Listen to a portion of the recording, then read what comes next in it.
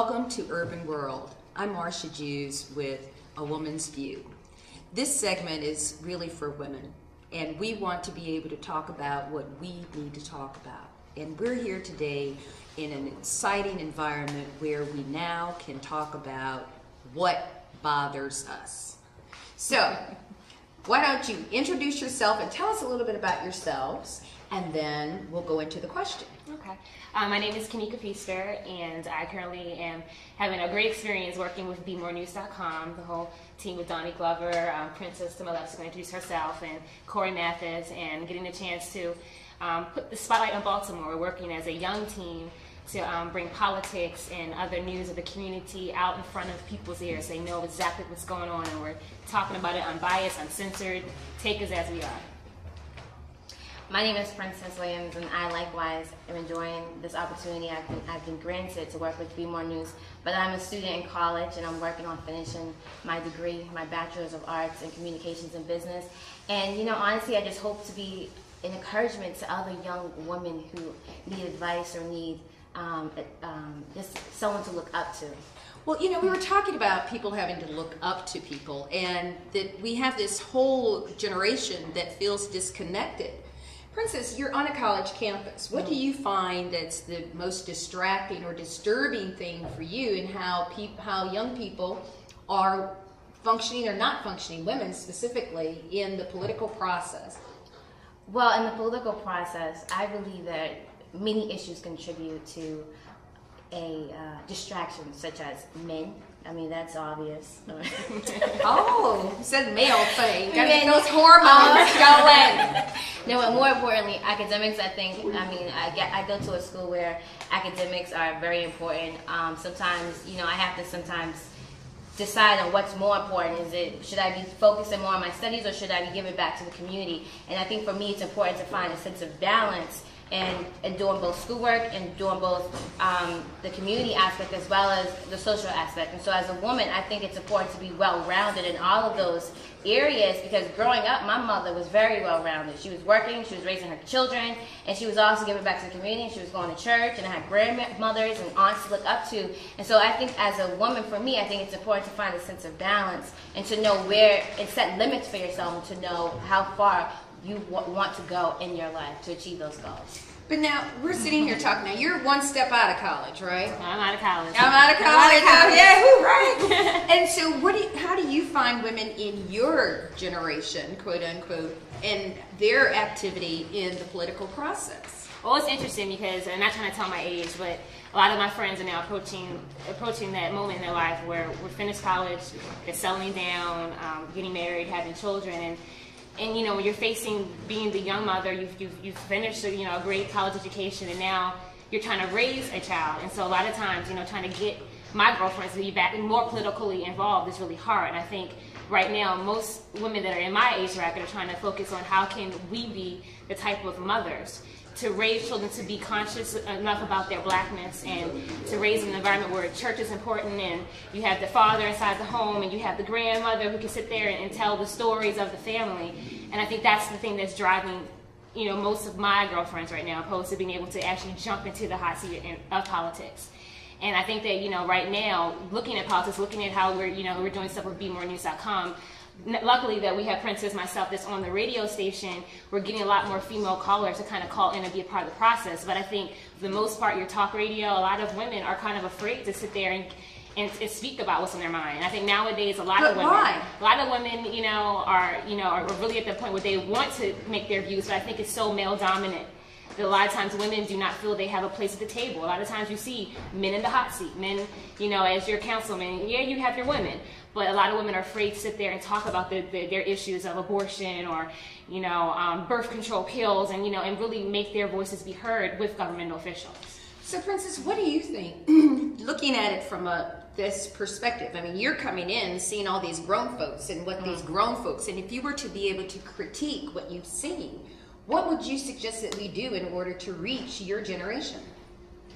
Honestly, I would suggest to young people to stay determined.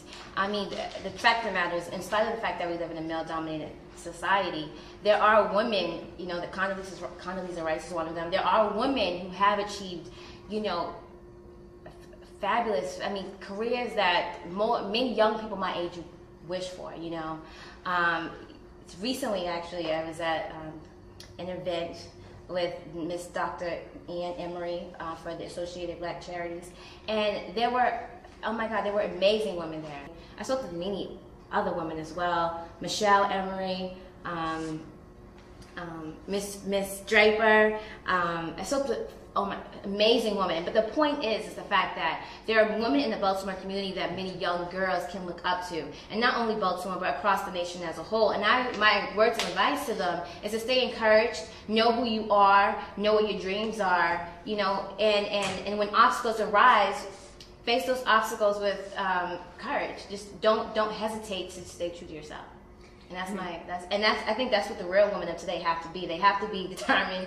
You know, you have to be aggressive. You have to be bold. And oftentimes when we take those aggressive roles, those women who take those aggressive roles are often criticized as being kind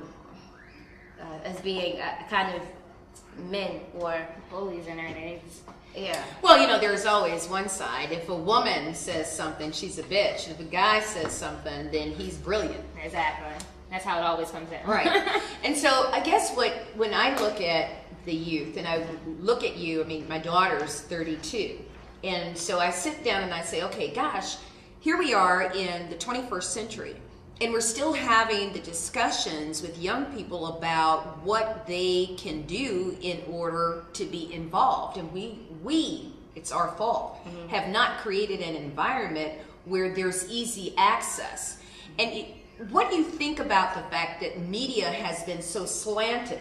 You're not able to see the images, the people that look like you. So you're like in shock and excited because you can see Dr. Emery and company at an Associated Black Charities. But do you see enough role models in enough places? No, we don't. So what do you think that's attributed to?